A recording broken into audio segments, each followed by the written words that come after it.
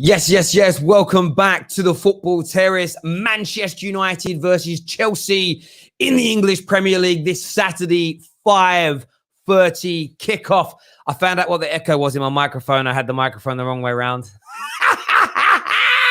Literally, I am so old. I am so old. It's unbelievable. What a preview we've got in store for you tonight. But first and foremost, smash the like button right now. Please bookmark the channel, all that jazz. The lighting looks good tonight, Terry. I'm doing a good job. I'm learning the skills of the trade to make the studio look a little bit better for you. We've got some amazing guests tonight as well. Some of the usual faces, but we have a returning legend to the Football Terrace. The man who thinks Messi is here, Eden Hazard is there, and Cristiano Ronaldo is somewhere near Australia down there. He is back in the house with us tonight. Have Hope is here. I'm so excited to hear what his dulcet tones have got to say, especially when it comes to Man United versus Chelsea. Because remember, he pretends he's not really a Chelsea fan. I'm a complicated Chelsea fan, he says. He's going to be here with us. Can't wait to get them all on the air for you. Get your super chats in as well, people. Very important that you get that done as well. I'm seeing the comment section lighting straight up for Have Hope's in the house. Yes, he is. Because Terry bottled it. Bottled what? Such a weird comment. It's a weird comment. It's proper weird, bruv. Ask your mum. She knows I don't bottle it, bruv. Do you know what I mean? Listen, let's get the guests on. We're going to throw them all in at once. We're here tonight with Aaron, the host of That United Show. We have Elite KJ, the host of Midnight Vibes. He now has his own show, as he says. We've got Anita in the house, the host of course, That Chelsea Show. One of the co-hosts of Gold Diggers, star of the Premier League's new advert and Kick It Out campaign to try and eradicate racism from this country. Anita's here with us. Okay. We have Danny, Devil in the Details. This guy has brought Ollie Ball to life. The most technical and tactical mind on social media. Make sure you're following him. And we're also joined by Pray for our rivals. Pray for our rivals is what he said. Win percentage of 53% after he said that. Monsters with us. Welcome, one and all. How you doing? Let's go, baby. I am so excited for this. You're Nick Fury. Oh, it's sniper season. We're assembling. We are assembling. We're assembling. You're putting the Teletubbies again, yeah? The Teletubbies, yeah? Are you guys ready for the smoke? Okay. I'm meant to be a presenter tonight. Nah. No, you've got to. That ain't fair. Yeah. That ain't fair. Neats. No, it's not true. Neats, you have the brain power and the football knowledge to make up for two people. Do you know what I mean? So you have. Yeah, because you clearly ain't Have Hope because my man's basically Prime's dad. Yeah. You are -1 because I Have Hope. That's like, you know what I mean, handicap. You know what I mean? Paralympics. Do you know what I mean? That's what I'm saying. Have Hope. Have Hope. It's great to have you back on the show, mate. Welcome back. Look, I think that the Football Terrace has missed some hardcore truths. And I think Terrace said, look, man, there have been a lot of lies for the past few months. We need some of that truth serum. I'm here to provide the truth serum to all who want to accept the truth serum to be given to all. Let's give it 100%. I don't know what he just said, but there we go. We're going to jump straight into this. We're going to go through some statistics first. I was looking at some statistics in the lead up to this game, and then we're going to speak to the Chelsea crew first of all, because they are the visitors at Old Trafford. Of course, we know it's 3-1 to Ollie in the Lampard-Ollie head-to-head, which stands out. 4 goals last season from Marcus Rashford. Rashford could become the first Man United player in history to score a brace in back-to-back home games against Chelsea this weekend. Head-to-head challenges in the Premier League. This is amazing reading. 17 wins for Man United, 18 wins for Chelsea, 21 draws. The closeness of these teams going up against each other in the Premier League era is mad. 8, though. It's been 8 games at Old Trafford since Chelsea have won a game there in the Premier League. That's their longest run since 1957. I had hair back then. That's how long ago that was. And as we go into this game, there's some interesting ones. Ollie is currently, since February, is on a 70% win ratio. Lampard sitting there on 56%. And the reason that's important to point out is because Jurgen Klopp's at 45% in that same time period. Just thought we'd point that out there. Best manager in the world. But Man United have no wins at home this season. Chelsea only have one win away from home this season in all competitions. It's going to be a close one. Chelsea contingent, and we'll go to Anita first. Just how are you feeling ahead of this big game Saturday? I don't think you should come to me first because I'm bringing negativity still. I can't lie. That's why I say you should have gone to Monster first. Like I'm bringing the negativity. I don't think we're gonna win. I think we're still in the process of building our team. I think maybe in when we play them again next year, we'll have a better chance.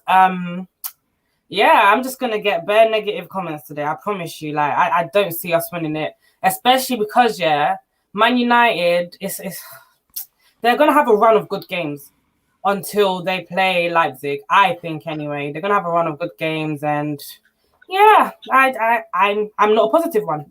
I'm not gonna have hope again. Pun intended. I'm not gonna have hope again and then get crushed down because. Listen, I last season, all 3 matches that we lost, I said we're gonna Pam United. What happened? They pammed me. So I'm is what it is. Bet you didn't expect that, huh? Monster, you look like you completely disagree with Neats. What's your initial thoughts ahead of the game this weekend?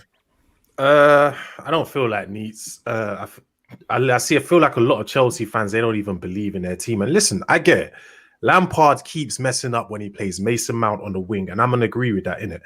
He's not getting the best out of this team, this and that, and that's true. But at the same time, Man United fans, they feel like you lot are out of the mud. So, because, you got 2 great wins.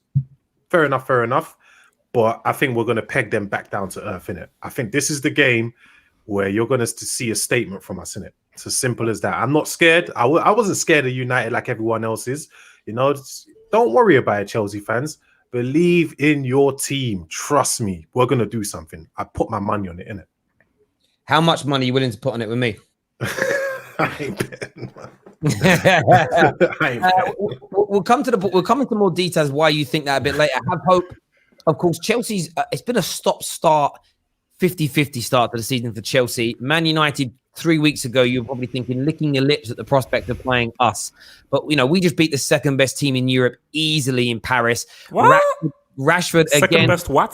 Rashford again completely outshining, outmaneuvering Kylian Mbappe, rubbing his head.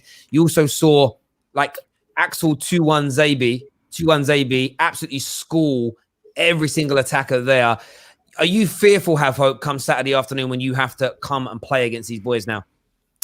So you're saying that I'm fearful because Manchester United beat a team who defeated the mighty Atalanta and Red Bull Leipzig on the way to the CL final? Nah, don't think so, bro. So it's very simple. The issue here is Lampard. I'm currently in an argument now with Chelsea fans who believe that Mason Mount is a better winger than Hudson-Odoi and is a better option than Hudson-Odoi because, according to some brainless Chelsea fans, being defensively good is more important than what you can provide in attack as a winger in a 4-3-3. Thank you for saying that. So my thing is that if Lampard picks the right team, Chelsea have a very good chance of beating the living crap out of United and putting these complete utter jokers back down to earth with their nonsense Rashford talk. But if Lampard plays his illegitimate child Mason Mount on the wing and starts to mess up with the flow of the team, United will win. So it is all down to the lineup. If he picks the right lineup, easy dub for Chelsea. If he doesn't, United will get the win. It's all about what Lampard picks because the thing with Chelsea United, you know what the team is. Lampard, it's ringer roses from game to game. We don't know who is playing where in each team. So I hear you on that. Let's go to the United boys before we start getting into sort of the finer detail. Elite KJ. I mean, look, me and we're talking about we're just going to take each game as it comes. I think that's what we're doing. But 2 amazing victories on the bounce, 2 brilliant performances on the bounce. How confident are you personally going into this game against Chelsea?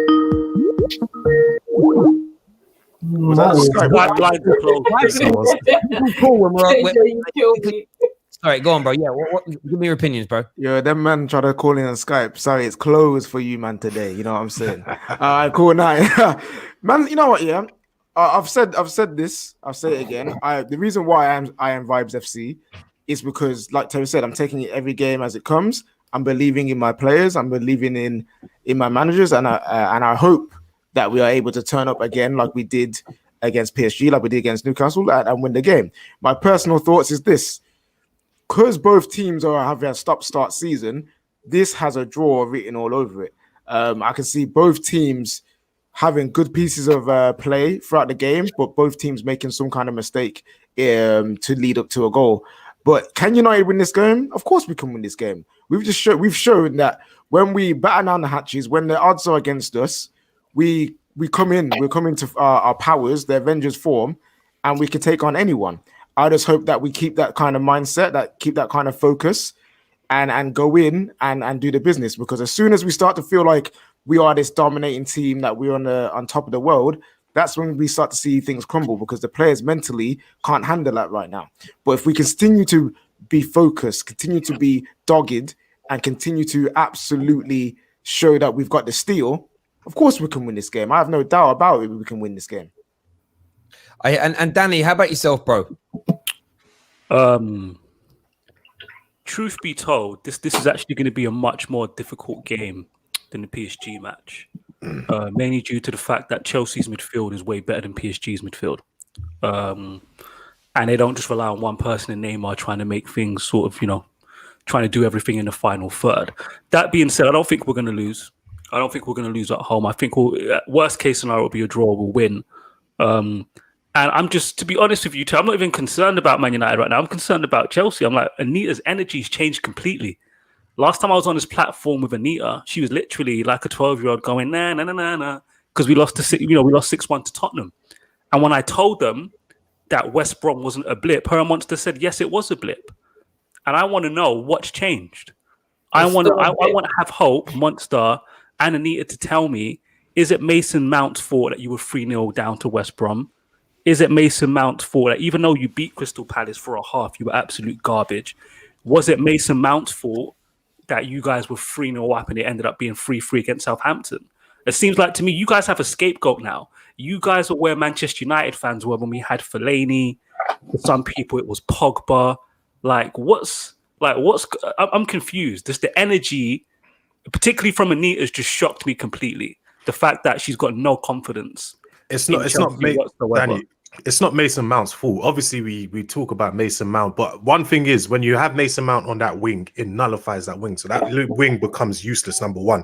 The other problem is Lampard's continual changing of the back line. Every game, there's a new back line. How can there hold be on, Monster. Hold on. This is what I mean with Chelsea, with the narratives. The excuses are coming in already. Shut up, man. I'm coming for you last season, brother. Okay. So the last two games, Monster, the last two games, yeah. Did Frank Lampard have the same options available to him, or was his hand forced at all? No, he didn't. His hand was forced. His hand was forced against what's it called? What game was it? The 3-3 draw against Southampton. His hand was forced. Yeah. And in the game before that, his hand's been forced in some games. You can't act like every single game this season he's had the same back four available to him every single match. No, he ain't. So speak facts before you come. But then. Speak facts. Again, you were shaking your head, but against Southampton, I'm sure your goalkeeper wasn't available. That's why Kepa played, right? Your new goalkeeper weren't available. Exactly, but you're saying he's had his options available. No, I'm saying he hasn't. That's my point. Yeah, because once start saying, let me ask a question here. I'm seeing some blame games going on here, and I'm just like, some of it don't make sense. No, wait, just real quick. Like, it's not a blame game. As Monster was trying to say, is the fact of the matter is not about his hand being forced. Lampard continually changes the lineup and changes people's positions for the sake of it, even when he doesn't have to.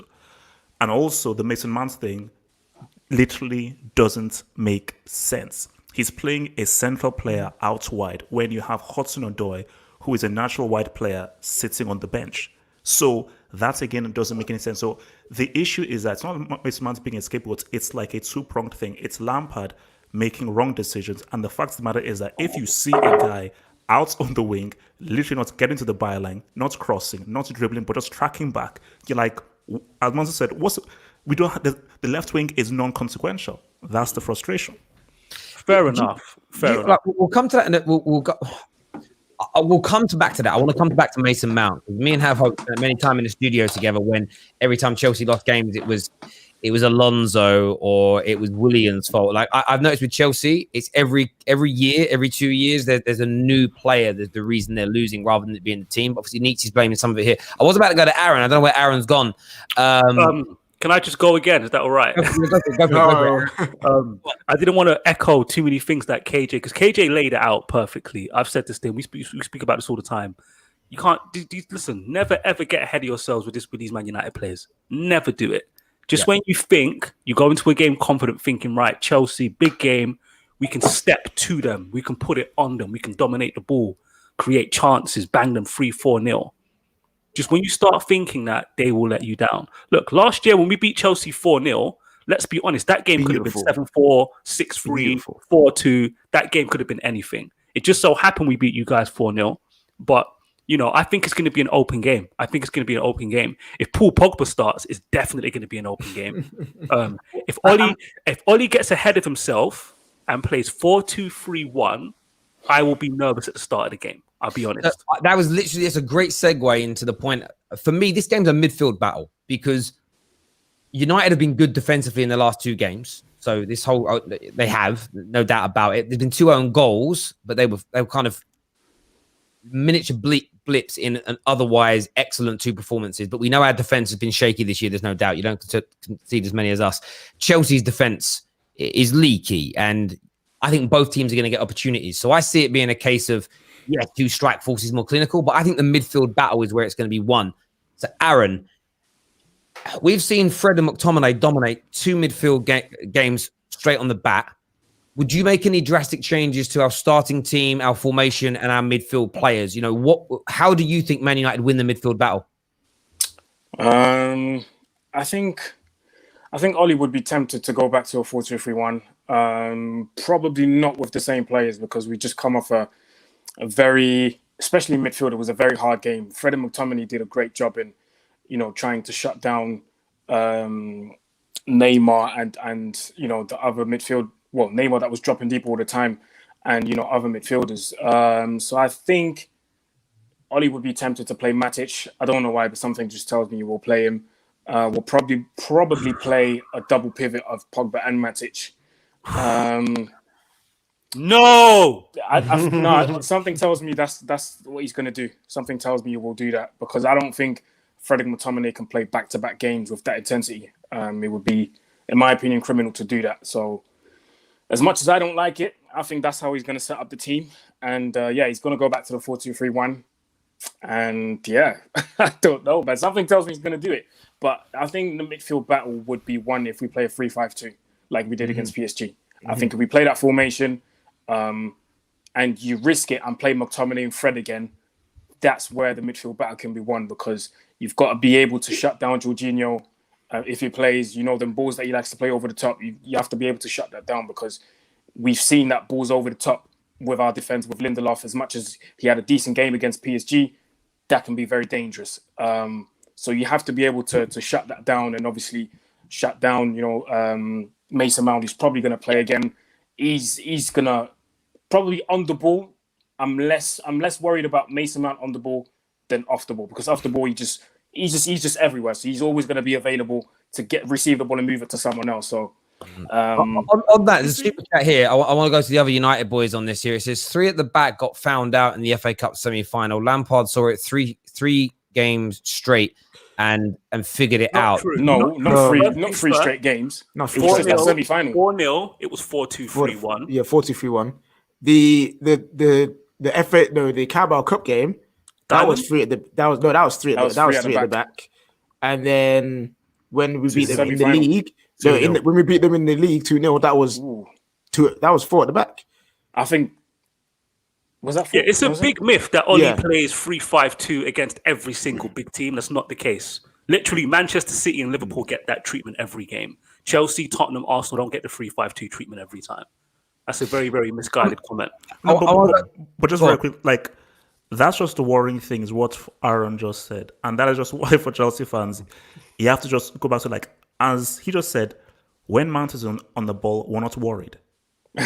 Like that's madness. So Hey. literally, Chelsea now have a player in an important position because in a 4-3-3, especially in the modern game, those wingers are like your attackers and more so your goal scorers. So you're pretty much saying that United can say, nah, let's just chill out in that area there. Cool. Whereas that if you're trying to beat like a United team, both of those wingers have to try to say something in an attacking sense. So it's I can't believe I'm making the case for Chelsea here, but my concern is I'm surprised Aaron didn't go here when he brought up Mount. I thought you were going to set it up like I'm not worried about Mount on the ball. I'm worried about him pressing our back three off the ball. I thought that would be a concern for Aaron. I'm surprised you didn't bring that up. That's really where Mason Mount will have an impact on the game, winning the ball back. So you guys don't have to break us down. You can laugh.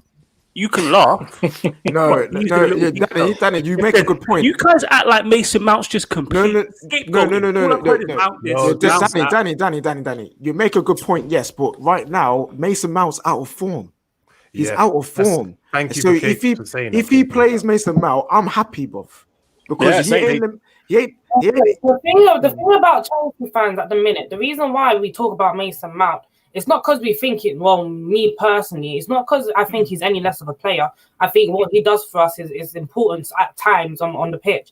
But at the minute, he looks tired, and any Chelsea fan can see he is tired. He's not running around like he used to. He's not pressing, so don't even worry about that against Man United like he used to. He's played every single game for Chelsea, and then he's gone on international break for England. How many played every consecutive single games game has he for played England. now? Come back. Like, no, he's tired. He's a young I'd boy. rather face Hudson-Odoi, to be honest with you, because going the other way, we're gonna hurt you. He ain't gonna defend. He ain't gonna press. But I don't think you're gonna. If you play Hudson-Odoi, we'll play out from the back easier. From my perspective, I want Hudson-Odoi to play. Your press won't be as effective, and he won't be tracking back. We'll kill you down the left-hand side if he plays on the right. So that's a good point. We'll come back to the super chat here that says is a Chelsea fan says we've conceded 0 goals with our full strength. I'm thinking. Yeah, how is that defense leaky? It's only leaky when waste men like Kepa and Christiansen play. I suppose that is true. How many games? What is your first 2 games? defense? 2 games. Our first 2 choice matches. defense is Mendy in goal, and we've got Zuma and Thiago Silva centre, and then we've got Reece James or Aspilicueta, depending on what team we're playing, and then we've got Chilwell. Sure. I don't think Lampard. 3 games, 0 goals. Remember I that. don't think Lampard. Lampard does team know, but doing? when everyone's fit, he plays the same 4. Christensen played against Liverpool. And Thiago Silva played his debut against West Brom. Did he play against Crystal Palace? I can't remember. Anita, Monster Thiago disagrees with that. But he didn't play your last game. He didn't play against Southampton. Okay. Because he wasn't We'll fit. move on to that a little bit later when talking these things. We've chatted Mason Mount. The midfield battle, though, Chelsea contingent. I'm going to have hope on this. Who has to start in your central midfield area to be able to contain and stop Man United's midfield, regardless of who we pick? Because Lampard isn't going to know ahead of time who we're going to pick. Who do you think has to play in that game? Obviously, Kante is going to be a starter, but who else is needed, and what formation does Lampard need to go with? For me, I'm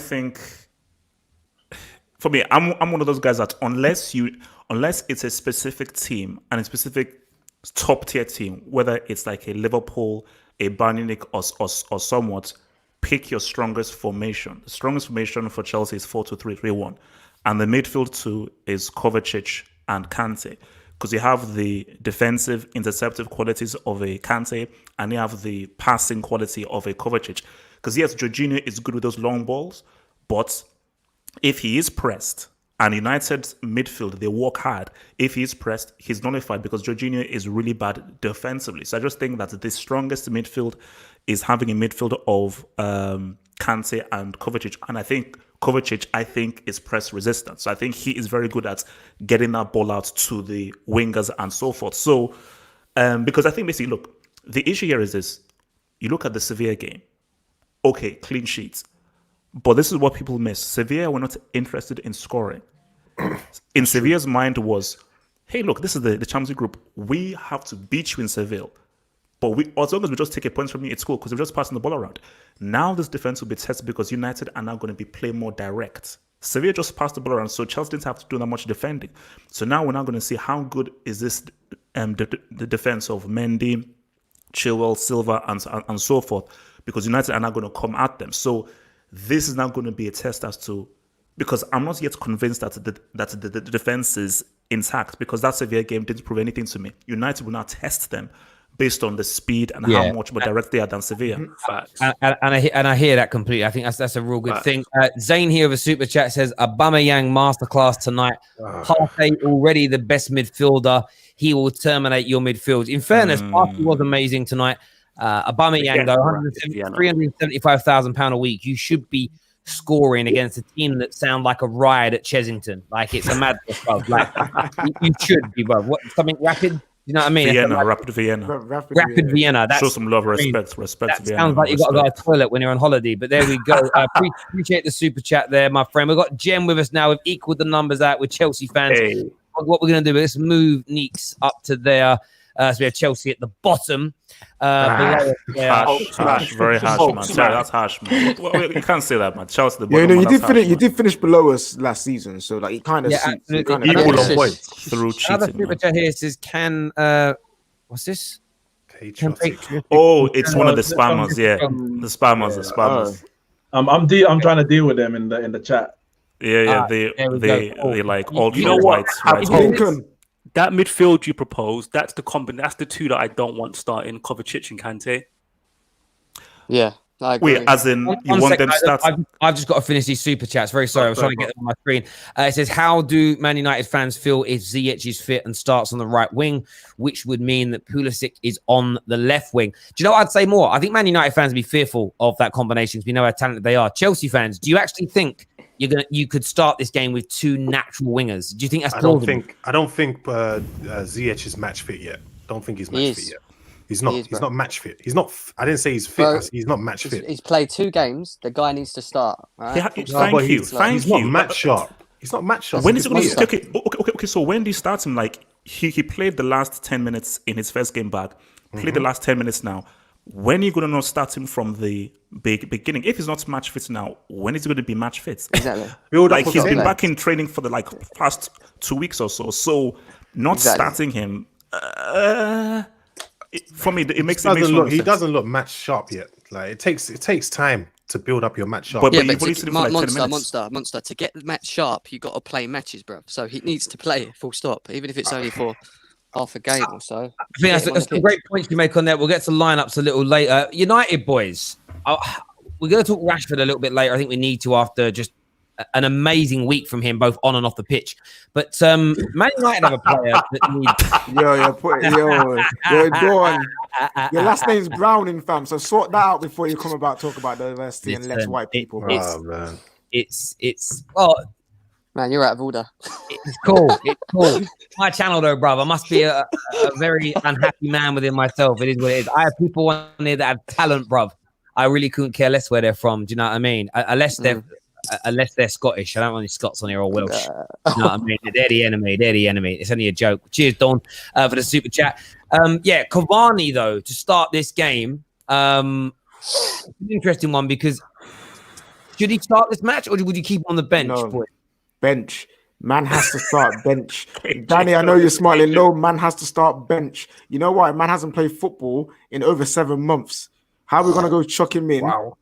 How are you going to go chuck him in this game just after him to run on treadmill? No, fam, that's ridiculous. If Ziyech ain't got game to ain't match fit, what do you think is freaking Cavani is, fam? He ain't match fit. Bring him off the bench and we'll see what he can do. But for now, you start Rashford up top. I'm saying with what? That begs the question. Segue. I'm saying start Rashford up top, and I would actually play Palestri. I really would. I would. That's so random. No, what it is because random. No. From what from the reports we've heard about this kid and how he plays, he's hardworking, he's tenacious, he'll press the ball, and he'll run out players.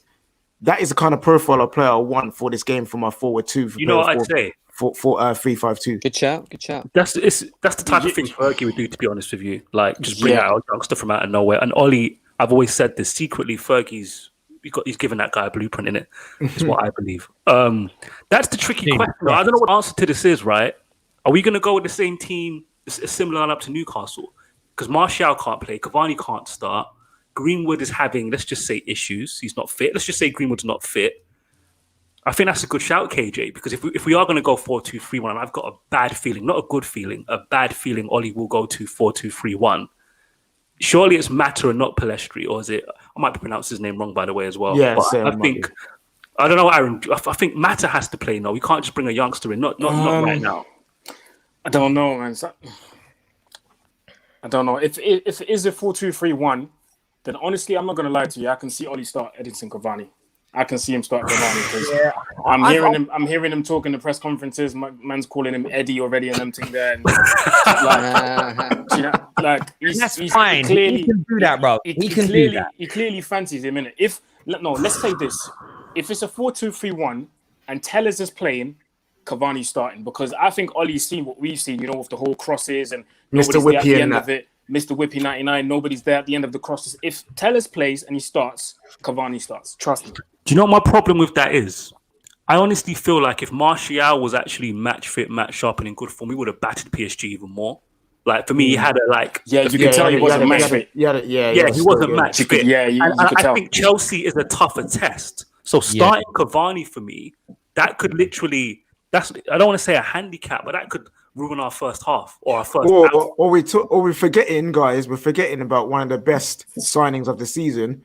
I would even, if not Pellistri, start Donny van der Beek. All right, 1 second. I need to just cut in here for a second. Listen, I know that I can't sit here. I'm actually trying to moderate, but I can't moderate and host a show at the same time. All right. If you ignore, let me just give this. If you ignore all the comments that you're not liking, they go away. They will do it more when you say, "Oh my God, someone said something." They go, "Oh, I got attention." Ignore it and they just disappear. Like, I can't moderate every single person. I'm just saying to you, right? Trust me, they will go away if you don't mention what they're writing. They do it because they want you to react. It's as simple as that. They're little pathetic people. Just ignore them. They go away very, very quickly. I have blocked about 4 or 5, but they just come back. Once you block them, they know you've seen them. It doesn't actually stop them. So just ignore. That's the only way to stop it. Trust me. Been doing this for many, many years. It's just relaxed. Everyone go, Terry, sort the chat out. They do it more because they want the attention. Ignore them. Trust me. Just seriously trust me. I know what I'm talking about with it. And just talk football and keep putting your football in and fill it for the super chats as well if you want. That'd be amazing. Comment here says, have hope. Next claim, Ziyech is better than Ronaldo or Pulisic is better than Ronaldo, probably. Wait, no. On that, I want to talk Marcus Rashford, right? We know what he's doing off the field. He's taking on the entire Conservative Tory party, absolutely doing his best to, feed the sort of poor and underprivileged children across the UK, which is amazing. But this kid has 39 goal contributions in his last 50 games, which is absolutely phenomenal in every single which way. It's coming up against Chelsea, a team that he has performed brilliantly against in the last couple of years. United boys first. As we go to the Chelsea guys, first of all, have hope. I need to come to you on this first.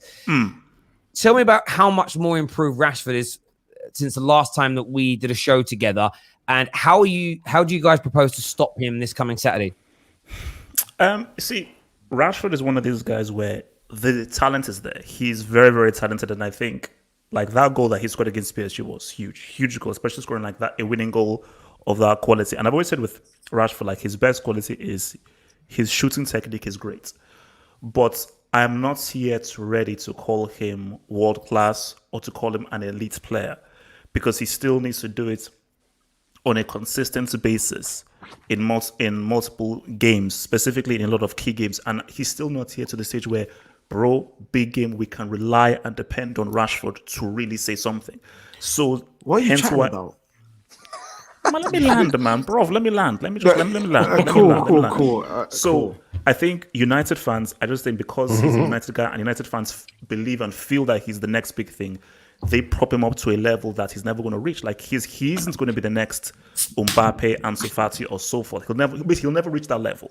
He's never going to be amongst the world's best. That's never happened. Disrespect. I don't know about Ansu Fati. Wait, how are you saying Ansu Fati? What's wrong with Terry, can I finish? Terry, can I land? Thank you. Thank you very much. Before I was rudely interrupted. So, as I was saying again, Rashford is never reaching those heights. It's never happening. So people need to accept that. Like the best he'll reach is pretty good. You know, he'll never be world class. So I just think the best thing for Rashford is I need to see him show up more in big games. That's what I want to see. Oh, you're done. You're finished. You're finished. Stop talking now. Nope. I'm being rude. No. I need you to let him finish. Then we come in. Trust me, please. Thank you very much, Terry. So until I see him, I need a goal in a CL semi or CL final, World Cup semi, World Cup final, Euro semi, Euro final. Those are the requirements. Until you do that, United fans need to stop overrating him. He is a talented player. Guys, the reason I let him land and the reason I let him finish saying that, this is music to my ears, because this is the exact thing he said about Harry Kane. Okay, Harry, 4 years ago, me and Have Hope sitting in places, 4 years, Harry Kane's this, Harry Kane's that, until he does it in this and that. If Rashford goes on to score as many goals or create as many goals Rashford's done for Tottenham, no Man United fan in their right mind is ever complaining. So that's cool, Have Hope. On the big game situation, bro, let me just share something on the screen. Thank you, Terry. Give him the actual facts. Talk about truth, bro. 22 years of age, okay, and that's what he's done in big games. So far, years of age. That's ridiculous. At 22 enlarge the screen. I can't see it. Yeah. Hang on, sorry. Let me zoom in a little bit. Can this source be trusted? What is the source? That is what he's done there, bro. One of those was a penalty. One of those against Sheffield was a penalty. Sorry, that doesn't count. No, how many of these were from open play? Are these all from open play? No, they're not all from open play, but many of them are. Many of them are. Plus, he's also got about another 5 or 6 assists to go on top of that in terms of contributions on top. And aside from that, like I put this out the other day, if you actually look at what Rashford has done at the same stage in their careers, age-wise, he has more goal contributions than Wayne Rooney, Thierry Henry, and Cristiano Ronaldo. Your disrespect for him is just ridiculous. Now, I'm not even saying he's as talented as those guys, but doesn't it tell you how good he is that he's less talented and playing for much worse teams at 22, a much worse team at 22 than Ronaldo, Rooney, and Henry were, and he still outgunned them? Listen, I have this to deserve applause. I have this debate with HH on a regular, and it's not just with him. It's not about Rashford, a lot of different players. There comes a point where you just have to accept that you're wrong. That's what you need to do. And what happens is every year, different rival fans get their young player, whoever it might be, and start comparing them. Who do they compare them to? They always compare to Rashford. With Arsenal, it was Iwobi. Chelsea, they did it with Tammy Abraham. If you're in the chat, you know who you are in the live chat. You did it with Tammy Abraham. And these people just disappear into the wind, and it's Rashford who's left there standing. There's probably a list of other names. I mean, all Chelsea think all their youngsters are world beaters anyway. But Rashford is 22 years old. He came in a desperate situation for Man United, and he has continued with all the issues that's going on in Man United, with the managers, with the board, with everything that's gone on in the last 7 years. He has just kept getting better and better. Now, my issue is, or why I think people's issue, shall I say, Rashford is, either the expectation for me is so high that it's unrealistic, and they keep it so high and unrealistic to ensure that their point is proved. So they say, oh, he's not consistent. Well, if you look in the last, since the start of last season, he has scored or assisted in 20 of the 35 games that he's played in. So even if he's not scoring, he's assisting. If he's not assisting, he's scoring. He's contributing in those games. And at the same time, all big games. No, it's 20 and 35 since the start of last season. It's not all big games, but it includes the big games, like the 2 that he got in the first game of the season or whatever it was against Chelsea. In that same time, people like Aubameyang has got 19 in contributed in 19 and 41 games. Sterling has contributed in about 23 and a bit more. Mane has exceeded in both in both areas compared to all the four players. I'm not saying Rashford is better than either one of them, but those players, there's respect that's put on their name. Even before Aubameyang scored in the semi-finals, people were respecting him as a forward. Rashford is 20. Has he ever scored in the final? Has he ever scored in the final? Rashford is 22 years old, and people are expecting that he has to score in a World Cup semi. Don't use age. Stop the excuses. Has he ever scored in the final? Has he ever scored in the final? Listen, Terry, let me. But who said he's better than Mbappe? Who said he's better than Mbappe? It's crap. What has Usman Dembele? No, 1 second. Wait, what has Usman Dembele done in a World Cup semi? What What are we has talking Usman about? Dembele? What has Usman Dembele done in a Euro semi and a Euros final? What has Usman No, Dembele done he's in a both. Champions He's League? He ain't talented at the because same the Us is level, different. bro, man. No, The but Us is different. The Us but is he different. does. But Have It's not Hope the puts him right up there. Because So look, the right foot, standard- left foot, dribble is different. There's the difference. standards that you have for Rashford, you don't carry for the players that you like. There comes a point where you just have to accept. You know what? Nix, can I just ask one question? Just one question. One question. No. For all United fans, for all of United fans at the top, there, I can see they're at the top. Just simple. How many goals has Rashford scored in a final? In major final? Fam, How many finals has he played in? How many finals has he played in? It's a yes or no question. It's a yes or no answer. The answer Yes is or no. none. The answer is none. But by that logic, that means Thierry Henry is not a top player. Then That's true. That is true. Yo, listen, That is Prime true. Dad. Wait, no. Let Have Hope deal with that. Let Have Hope deal with that. Don't answer that. Deal with what? What did it say? The Henry point. Say that again, Terry. Henry hasn't scored in a major final. But then look at Henry's impact on the Premier League. His Doesn't matter. impact. Can I respond? Can I respond? Can I respond? No, but then that doesn't make sense either, because two things there. Henry is probably the greatest ever player to play in the Premier League. Most people agree with that.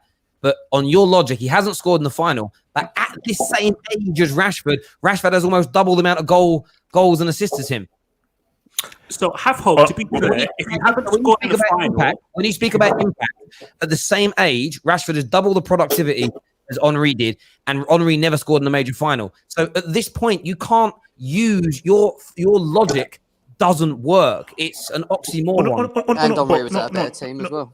No, basically, all I'm saying is that let us see where Rashford's career goes, because 100%, I agree with you. What he's done at this age is better than what Thierry Henry did at this age of 22, 100%. But my thing is that is irrelevant to me. That stat you brought up from Premier, I was like, what is that? You put everyone else around that same age. You don't say let's wait until their career. You make a judgment based on what they've done at the age. But Rashford, you have to sit and wait because you don't want to be proved right or wrong too early. Yo, Nix, I'm sorry, but listen, your Prime's dad, your son is watching right now. And he's absolutely sorry. Prime is disappointing you. Listen, you are chatting absolute nonsense when it comes to this, man. Listen to me. You're saying Marcus Rashford, where's the consistency? Where's the consistency? Before his back injury, he was our best player. He scored in nearly every single game we played in that run that we had. How's that not consistent? Yes, when he came back, he was a bit jaded, a bit sluggish. But that's happened. But what happens? That happens when you come off an injury like his injury. It was a serious injury. All right. When you say, "Oh, where's the finals he scored in? Where's the semis he scored in?" Tell me how many finals that Man United and semi-finals Man United have been in anyway in the past how many years? If he was that good, he would get you to those semis or finals. So obviously, he can't be that good. Then, so. Stop chatting nonsense. Shut up for 2 seconds. Listen. Man United as a team have not been consistent. So how dare you expect a 22-year-old Marcus Rashford to be the only one in the team to get us to those positions? And then if we get into those positions, he has to be the one to be scoring goals. Then stop overrating him. No. Stop overrating him. The people that overrate him is actually other fans, because guess what? Half of the fan base don't like him either, bro. What you know what, KJ? I'm on one. Relax. I agree. Nix. Listen, half the fan base don't even like Rashford anyway. So you're talking about Man United fans overrating him. How can we be overrating him when half the fan base call him Trashford, Manchester No, that's a lie. Man United fans. Your whole fan base said he's the future of football. No, stop lying. Terry, can I just speak? Yeah, one sec. What say as well, Have Hope. I've missed having you on because your logic holds no bounds. Because whenever Hazard was having one of his off seasons with you guys, your excuse for him, you still said he was top 3 player in the world. Yeah. But it's not his fault. It's the manager. It's the players that are around him.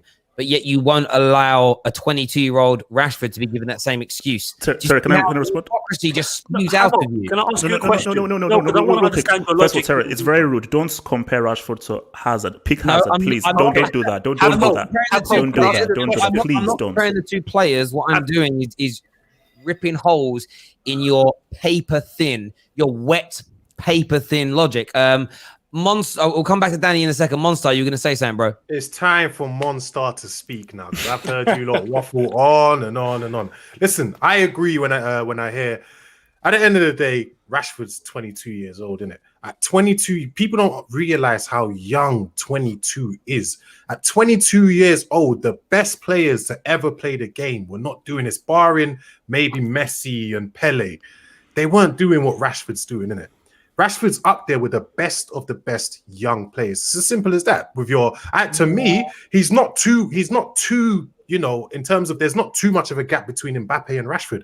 There's not. No. Monster, didn't say there's not a gap, but there's not too much of a gap between the two. If we're being honest, look at Rashford's goal contributions. Yeah, how many? What's his goal contributions last season? How many was it? I'm not trying to. I know in his last 50 games, he's got 39. 39 goal contributions.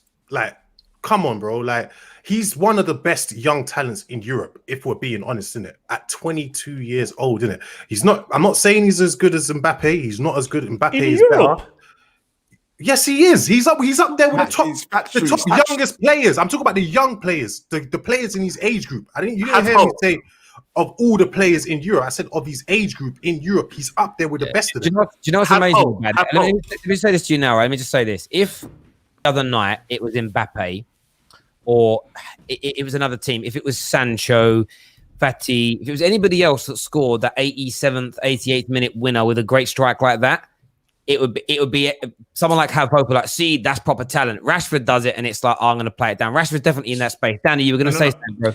Yeah, no, I actually want to dig deeper into his logic. So please break down to me why, when you're assigning value to something, why Dembele's, his talent level, you put so much value in that, even though Rashford's outputs are superior. Please break that down for me, please.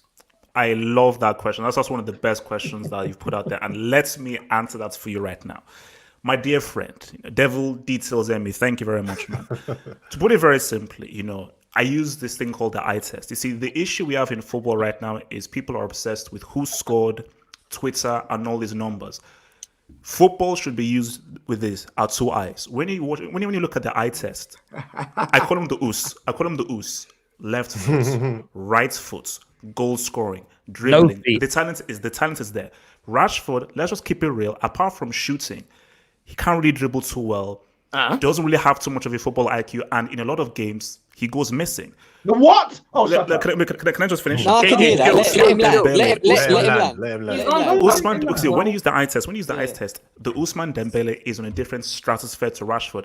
Putting Rashford in the same breath as Usman Dembele in terms of talent is stupid. You are brainless. I didn't say talent. People in the same talent. Wait. No, have hope. Talent doesn't matter if you don't get on the pitch. Monster, You're right. Monster, let him finish his point. Let him finish. You're right. In terms of output, I agree with you 100%. I'll be a fool to say that Rashford gives you more outputs than Usman Dembele. That's true. But all I'm saying is that we need to now combine outputs and your talent. And let's see, even about outputs. This whole output. Has he scored in a final or a semi? Yes, he scored in the semi-final against Man City in the Carabao Cup. Hold on. Carabao Cup. Wait, Carabao Cup. Guys, let Danny go back. Guys, everyone stop, please. Let Danny go back. We're having a to and fro here. I like this. I'm not done with him. I just want to understand, have hope. That's why I'm asking these questions. Sorry, people. I apologize. Because I think we're the same age. Looking at your hairline, you're definitely over 30. Whoa. Was Van Nistelrooy world class? Sorry, can I allow that? Wait, was Van Nistelrooy world class? Can I allow that? Yeah, okay. Okay, let me respond. Was Ruud Van Nistelrooy world class? Yes or no? Can I respond? Yes. First of all, that was rude. This has nothing to do with my hairline. So can we just please stay on topic? And Van Nistelrooy, in terms of, was it world class? Yes or no? Yes. I mean, to speak, yes. Based on goals. Okay, stop there. I don't need to hear no more, bro. I'm just trying to understand you. Bear with me. Okay. Is it good enough for a player just to score goals? In terms of trophies, right? Forget the final thing. Is it enough if you're a top goal scorer in a team that wins the title? Is that enough for you? It's when you score. Not when enough. You score. You can't be a stat padder. But Rashford than anything. But if anything, Rashford he probably scores more in more goals in big games than he does in small Are games. any of those in the FA Cup semi or FA Cup Well, final? what's that? One second. No, Wait. thank you. Wait. End of this discussion. Sorry, what's the next topic? No, have hope. Sneak. Sorry, one more question. No, one one second, Danny, 1 second. Go, bro. Europa League semi-final 2017. You gas up Eden Hazard because he won Chelsea a European trophy. You like to say European trophy because you know it's not the Champions League. Rashford scored the winner in the Europa League semi-final, which we went and won. In the final, obviously, Pogba and Mkhitaryan scored. So yes, he has scored in a big semi. I'm not going to talk about the Carabao Cup semi he scored against Man City because it's the Carabao Cup. But it is Man City and it is Manchester Derby. But I'm not going to mention that. I'll just speak about the Europa League. However, I just want to say quickly. One second. This isn't even about Have Hope, to be fair. Have Hope is very extreme with all his views. Players are up there when they're really here, and players are down there when they're probably around here as well. But there is a conception or a misconception about Rashford, as KJ said, even with the Man United fan base. This talk about he has low IQ. So how is he scoring all these goals? I'm not understanding how. Let me just finish up. That means. Listen, wait. Let me just. That means his talent must be through the roof. Hold on, He's so bad. Wait. He seems to score all these goals. Neeks. Goals do you see? He's 22 years old. Hold on. He's 22 years old. Okay. He's 22 years old. There's things that you can improve on. Yes. But to say that he has no football IQ, or because it's less than Martial's, he's somehow now Trashford. I think It's not less than Martial. Listen, Guys. Monster and then Aaron, please. Thank you. Listen, to me, the debate boils down to this, yeah? Ousmane Dembele doesn't even play games to be considered better than Rashford. I'm sorry to say. At the end of the day, in order for you to be considered better than someone, you've got to play games, innit? He doesn't even play. So it's as simple as that. You can't. Barcelona are not going to get the best out of him. They want to even sell him. If Barcelona had, right now, they had Rashford or they had Dembele, Rashford will be playing. Dembele wouldn't. Dembele will be constantly injured. He doesn't even get. Chelsea will want to buy Rashford to replace Mount on. It's just as simple as that. He doesn't play. So I'm sorry, he doesn't count in the debate, innit? Because he doesn't. Go on, Aaron. About the IQ thing, I think saying that Rashford's got no IQ, I think I agree with Nick. It's a bit extreme. What Rashford needs to improve on, and I've always said it during games, is his decision making. Some of the decision making has been very, very bad. Very straightforward example. Recent game, PSG. Yeah. 2-1-1, bruv. All you have to do is slide the ball properly to Martial and it's a goal. He overhits the ball, or I can't remember what happened, and it's not a goal. So what Rashford needs to work on is his decision making. He works on his decision making. Give me a 20. No, tell me. Guys, stop. Aaron finished what he was saying. No, that was my point. I said Rashford needs to work on his decision making. Because I've got a rebuttal. I agree with you to an extent, but I just find the examples weird when in that moments later he put in Bruno. He should have put in Martial, and Bruno didn't put Martial in. His decision making can improve, but he still makes good decisions. This is the point. I'm saying this, Danny. I'm saying this because one other thing. I don't want to fight on that too much because you acknowledge it's just decision making. You categorize it correctly, so that's fine. We're on the level here, bro. What people don't, for me, appreciate is there's different types of intelligence. His movement off the ball is phenomenal. That's IQ. He doesn't get any credit for his movement off the ball. When you're quick, and I'm going to be blunt, when you're quick and you're black and you get in behind, man just say, oh, you're just quick. Daniel James is quick. He's not as effective as Rashford getting in behind. Why is that? IQ. Rashford knows how to use his pace. How many times have we sat here? Can we get back to Chelsea, Man United, please? This is so I want to hear Aaron say it. Sorry, bro. How many times have we sat here, you, me, and the other United fans, and we've talked about Rashford, having options in front of him, next to him, and what does he want to do? He wants to bang it in from 30, 40 yards. No, I agree. There's no debate there, bro. I'm going to end this debate now by asking two things I'm going to do. One, I sat here doing some factual research while Have Hope was talking on decision making and successes. So, Terry, fix your camera. Over the last 3 seasons, dribble succession rate, Dembele 46% after 8 attempts on average per game. 8 attempts average per game. Scored 53%, 7.5 attempts per game. Terry, don't do this. Errors in games or losses of possession during attacking phases. Dembele averages 4.5 per game. Rashford 2.5. Chances created per game is Dembele leads him 1.42 versus 1.09. offensive duels is equal at 43% each. This is where it really counts. So Rashford has scored in the last 2 seasons in 60% of the games that he's played in and assisted in 18. Dembele 22% and 11 respectively. So regardless of how many games they've played, it's a percentage of games that you have played in. The IQ element, so that shows outputs and across a number of metrics. The IQ element is very, very simple for me. Everything Aaron said, I agree with.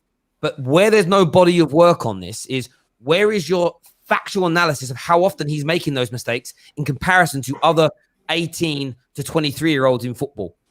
Until you can show me that in a game basis that he's shooting when he should pass or passing when he should shoot or making the wrong decisions exponentially more than the elite players in his age group, there's no proof that he lacks intelligence. Because I saw a moment in the game the other night and I was like, I would love to hear the reaction of Rashford haters. Rashford tried to knock the ball past one of the fullbacks of Paris Saint-Germain and run onto the ball.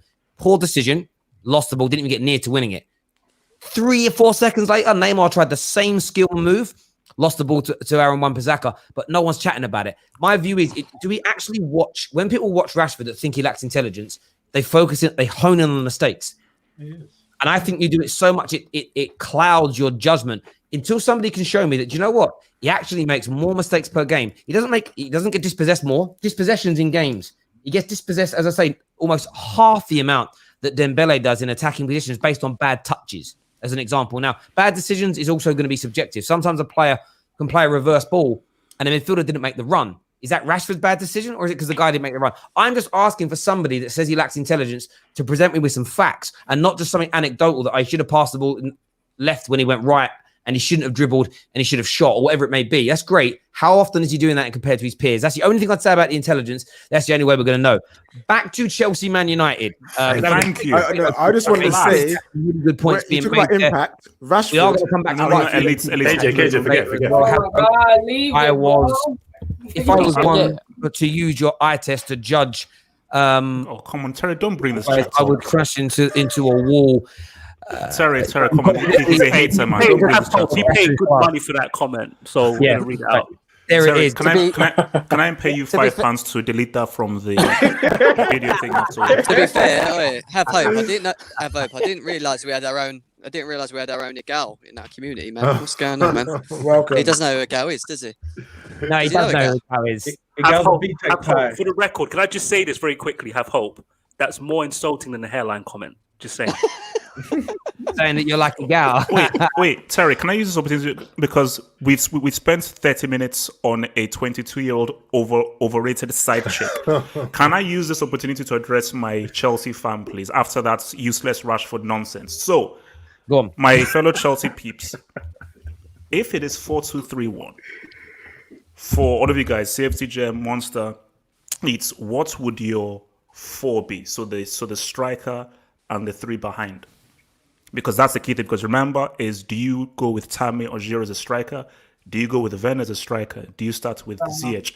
I think Havertz number 10, that's already set in place. So, doing this at United, what would your 4 be?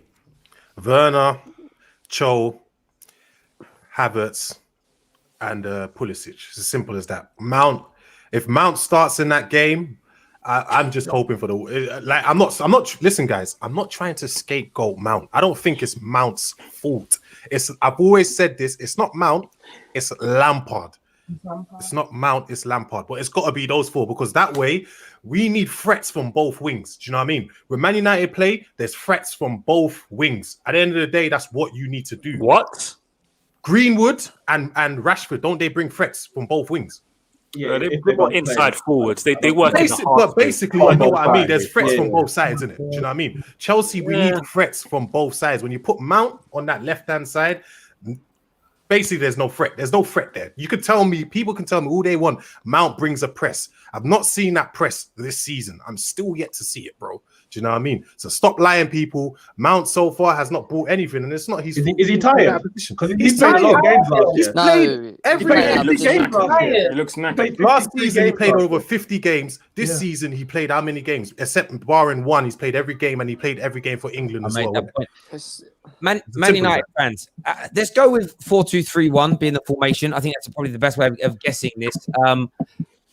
A few questions for you. We'll go for, rather than picking 11s, because there's 4 of you, it's going to take ages. Whose microphone's at? Someone's tapping something.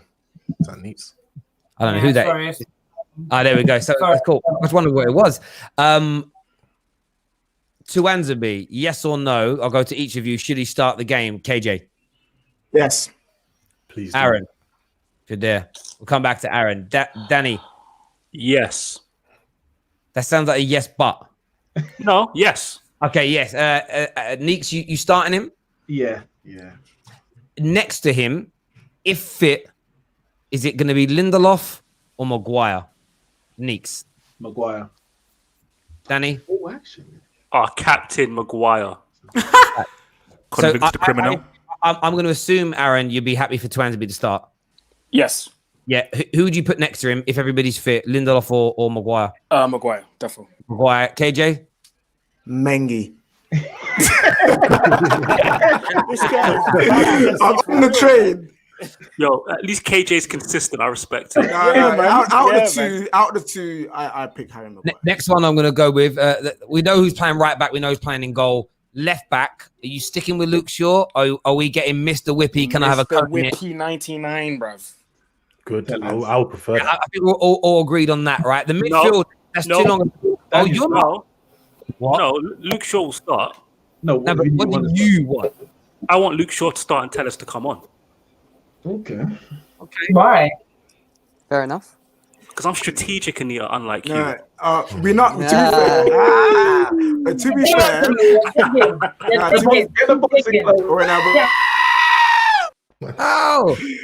to be fair, we don't fully understand or know Telles's defensive capabilities yet. Facts. So I understand where Dan is coming from. I'm telling you, if Hudson-Odoi starts, sorry, KJ, if Hudson-Odoi starts, I want Luke Shaw playing, not Tellers. Yeah. All I'm saying he's is, not I like ice cream sundaes, nice and cold, fresh out of the ice cream van, Mr. Whippy 99. No, I hear that. Midfield's too long a debate and battle because there's too many men to fit in there. So we're going to go number 10, Bruno. I don't think Don't do that, Terry. Don't do that, Terry. Look, very quickly, Fred and Pogba. Agree or disagree? I'd go Fred and Pogba. Fred and Pogba, yeah, seems about right. I agree. I'd go Fred and Pogba in that game. Where would you go with, Nix? I'll go Fred and McTominay. McTominay's at the end of the line. McTominay's at the end of his line, Neeks. Yeah, he's played a lot of games, PSG. One more game, he will disappoint you. And Fred and Matic. He played against Newcastle the full game. He played against. Neeks, why are you showing this racism to Pogba, bro? What's going on, bro? What is this? I don't like this. He played the full game against Newcastle. He played a full game against PSG. So I wouldn't play a full game against Chelsea. That's fine. Fred and Matic. Fair enough. I can't leave that there. Why don't you want Pogba to play, bro? If we were playing a back three, I would play Pogba. We're playing a back two, according to this back four. According to this formation, then I'll go with Fred and Matic. They need protection. We can't trust them. We've conceded so many goals this season. I can't trust that Pogba in the number 6 position or double pivot is gonna perform because he hasn't performed there yet this season. So sorry. I think that's a fair point being made. And he's been so good off the bench.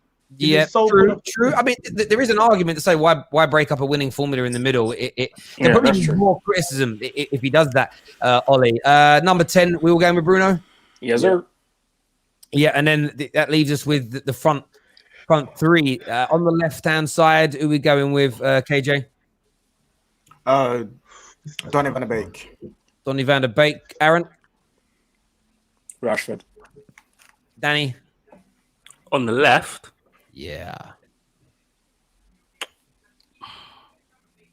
Fuck. I don't know. Man's moving that prime. This is a tough one. I don't know. Very honestly, I don't know. I'm sorry, I don't know. Neeks, you going on the left. This is okay. First and foremost, are we assuming that Greenwood is available? Yes. Okay, if that's the case, then I'll go with Van der Beek on the left. Okay. If that's the case. He's on your right hand. If Pogba's starting, Van der Beek can't be on the left. I didn't have Pogba. I do. That's why I'm just like, fuck. Because then I didn't even put Van der Beek in there. Okay, ideally, if I'm going to be honest, I know you want to do left or right. I would have. If Pogba's going to start, I want him further on the pitch. So I'll put him Yeah. left. I'll put him left if I have to. Oh, Lord. Wait, but see, all this stuff you're saying, if Pulisic is played on the left, it's game over. Finish. So what do you guys... That's why Excuse he ain't me? going What against are you Aaron debating? Wan-Bissaka. Neymar, Mbappe, Wan-Bissaka, Tuanzebe. You don't Yeah, remember but that just happened a What's couple of days Yeah, wait, guys, let's just be real, man. If Pulisic is played on the left and is fully fit, all this nonsense about Man United, Green and all this nonsense is finished. You man still finished behind us with Pulisic on the Hang on. left. Why is it finished? You think he's going to have that good a game against Aaron Wan-Bissaka? Terry, Yep. Terry, Why? Mr. Explain, I'm tell saying us.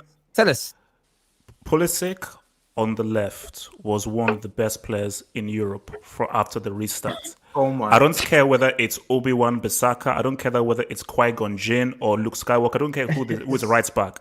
Pulisic is going to totally destroy anybody. If he's fully fit and played on the left, Pulisic is going to deliver Man United. See all these Accept ifs. that. Thank you. Asterisks. You see all these ifs, double Yo, asterisks.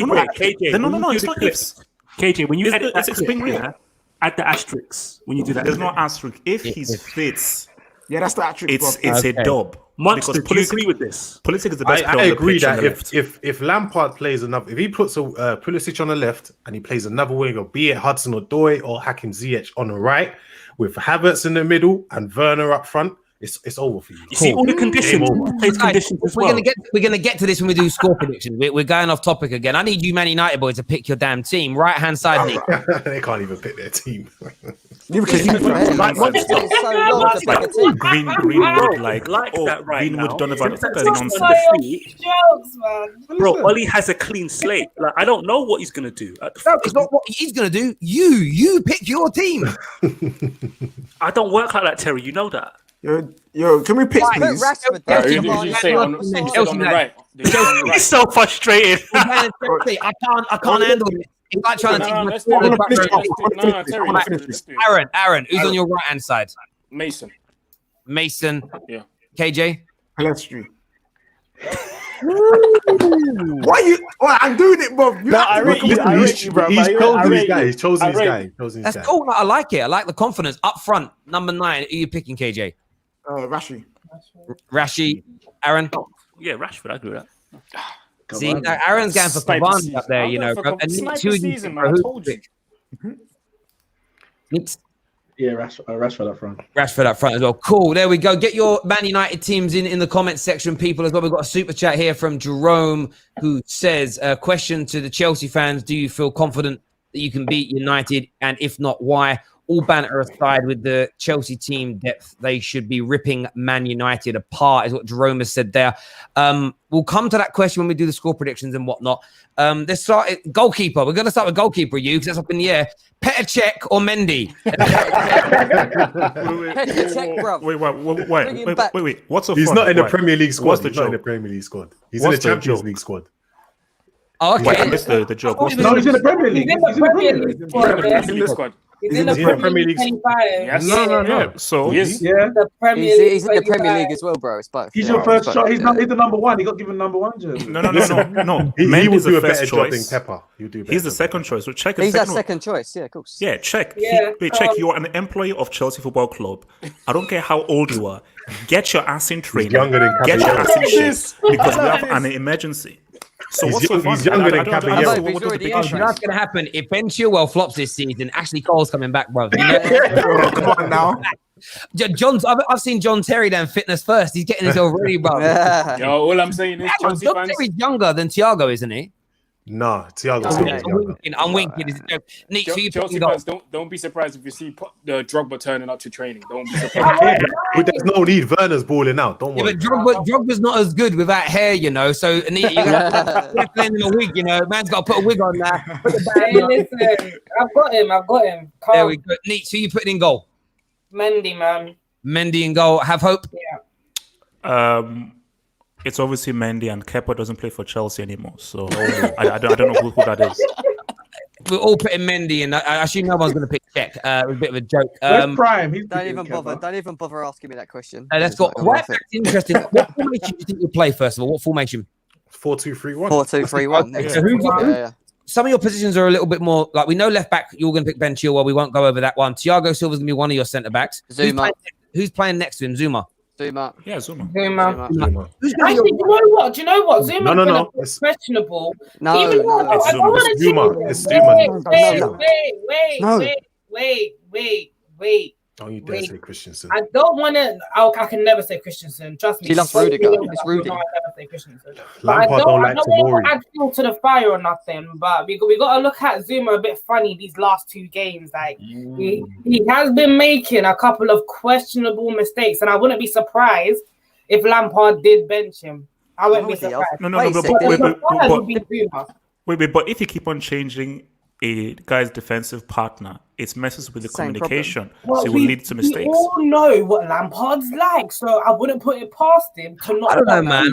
I've been very successful in life, consistently changing partners. Have hope. Who would you pick to be the centre back partner next to Silva? No, it's Zuma. Zuma. Everyone else Zuma. Right back to one for me. Right back to one where I'm confused. Aspie, I think, is still the better overall player now, but Reece James is the future. He's quality. Monster, who would you go with in your right back position, Aspie or Reece James? Do you know what? In this game in particular, I would go with Reece James only because the reason why I go with Reece James is because Rashford's not on the right. He's playing from the center. You got no Martial, so I don't know who you lot having on. Who do you lot pick on your left hand side? Daniel James. Oh, that's Reece James can deal with him. Reece James can deal with him. Look. Basically, put like Casper the ghost there. It's not He ain't doing nothing. No, this guy's doing nothing, man. Yeah. So The thing is, Get that right again, Monster. Let me just ask you that question again. Sorry, Nate. Let me ask you that question. So Dan James will do nothing if he starts on the left hand side against Reece James. nothing. You see, you know what it's gonna be? Who watched Prison Break when Teabag used to ask the guy to hold on to his pocket? That's what it's gonna be. That's what it's gonna be. Well, mate, I've just done that for prosperity, so that if it goes, that's going viral on Saturday. If he Yo, scores, that's that Wilfred Zaha Juju Terry's trying Come to on, pass. James isn't doing anything in this You know, game. I'm all about Daniel James. That's what you call the terrace juju. If you seen the clip, you know we talked about Ollie's Norwegian juju. You know we talked about that. He's on the Bro, phone as we that speak. white magic is deep, man. That juju white magic is deep. Yo, have hope. Tell him. That They think juju we're is joking. not. That's This white witchcraft. man's No, juju no. is I real. told bow you. down. Listen, them man have got Loki and them man there, fam. Bro, The it's judge, real. bro. No, You know, the witchcraft is real. You know the woman who wears a thing around her neck and it keeps her young. Like that's Yes, bro. Well, Like, Game of Thrones, yeah, I'm telling you, man. Just like my boy told me. Every Scandinavian man's got a hammer in their yard, fam. I told you, when things get sticky, they call upon the god of fun. Bro, their judge is real. It's real blood. There we go. Midfield 2. You're picking Kante. Yeah. Yep. So who are you putting next to Kante, Neats? cover. I Cover. don't think this game is for Jorginho. Jorginho is going to get bullied. It has to be Kovacic. Have hope. I know you've already said that yourself, Jem. Yeah, same. There's no stuff. way Jorginho can play in that game. Yeah, Kova and Kante has to stay back. None of that Kante Yeah, getting none of that forward. running stuff. Stay Can back. I ask a question for the Chelsea fans? Go on. At what point do you lot start having a serious conversation about N'Golo Kante?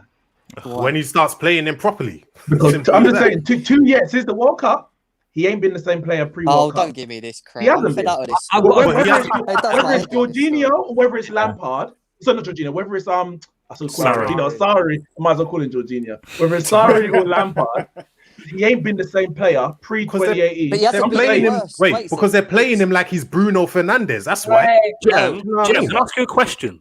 Go on. Like, Jesus. take me back to when Kante was just a Me defensive midfielder and nothing more. Leicester. Under what manager was that? And what was the formation? Claudio Ranieri. Claudio Ranieri, Ranieri, N'Golo, and Antonio Conte. Conte, And Conte, 3-5-2 and 4-4-2. Yeah. Okay, so what's the Simple as problem? that. I'm baffed. Okay, because I've never seen that version of Kante, but I'm not a Chelsea fan. I love how defensive Jem's gone. He's like, what's the problem here? I don't get it. I don't. Because You know what it is? You know what it is? You know what it is? Bro, Wait. You know what it is? You know what it is with Kante? Because we're so used to seeing him do the same thing every year. Because we don't see any more from him. Everyone questions him. Like, oh, I've got what? a You know. theory about Kante. Like, I and I said, don't get it. like I Yeah, said, I'm about- not questioning him. I just that this version of Kante that I'm hearing, Monster, just stay back. I've never known Kante just to be a player. But Just to sit. No, have no, you known Kante to be running around the same way he's doing under No, I have. Sarri and Lampard? If you tell me that that's No, the same not to that Kante that was on the Ranieri, extreme. Not to that extreme. But do you know what it is, Anita? Because Sarri and Lampard have been so extreme, I'm hearing Monster propose the opposite end. Just chill, Kante, and just defend. Yeah. But the thing is, That's what he was doing for Leicester City and France. Guys, I think we're being a little bit. That's his best asset. Like when he's sitting back defending in front of the back four, that is his best asset. Like him going forward, running up and down the pitch, it's not for him, and we've seen it. He's even injury prone at the minute because of all the running that he's doing. So That's literally what I said as well. That's That's literally what I said. I said, Sarri and Lampard are giving Kante way too many tasks, man. Just give him that one task that he's good at, and that's it. Yeah. And I think people become a little bit hyperbolic with it. When they say sit back, of course there's going to be times where he has to venture into the other half. I just think it's that case of, I like with Kante, I want 80% of your time to be in that zone in front, protecting your back. Because it would actually make your centre-backs look even better as well. Like, when John Terry was at his best at Chelsea, peak years, he had like man like Claude Makélélé in front of him. When you have someone that good in front of you, protecting and shielding you, it always makes you that much better. So from Pogba carried him in the final. Oh, stop it. Fred said to come outside and he got shot. Guys, we're not going off task anymore tonight because I'm losing the will to live. We're going to go strikers. Who are you guys picking? It must be. Have hope. You must be picking Tammy. You must be picking Tammy. You told me Tammy was the next Drogba. No, I never said that. Who said that? That's fake news. I never said that. He was better than Rashford. He said he's the best young striker in the league. He's the next Drogba. Watch this space. You said First of all, tweeted he's going to displace Harry Kane in the England team a year ago. That Wow. was Terry. Those are lies. Ignore everything that Terry said. Those are lies.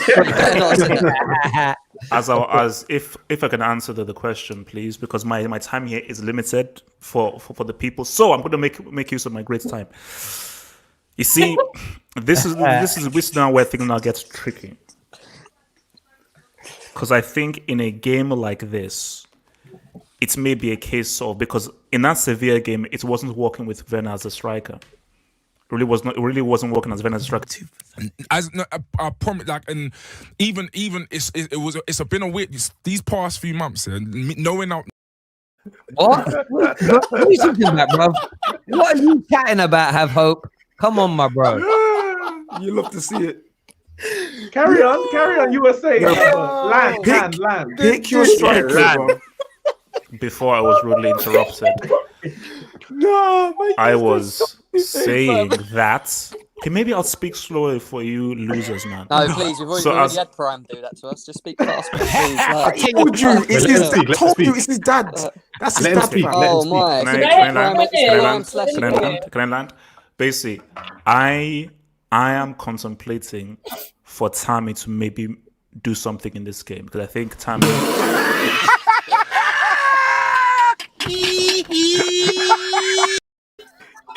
Sorry, bro. I'm done.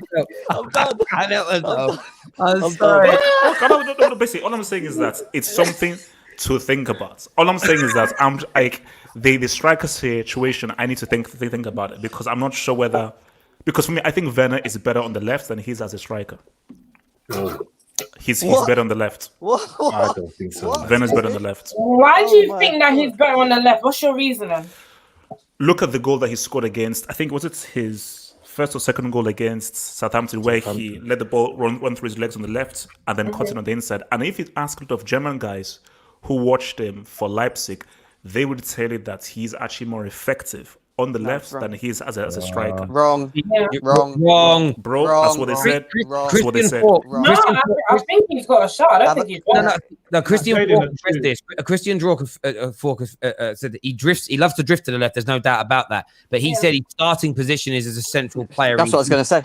That's where it's interesting. That's where I think with Chelsea, for what it's worth, my 10 penalties.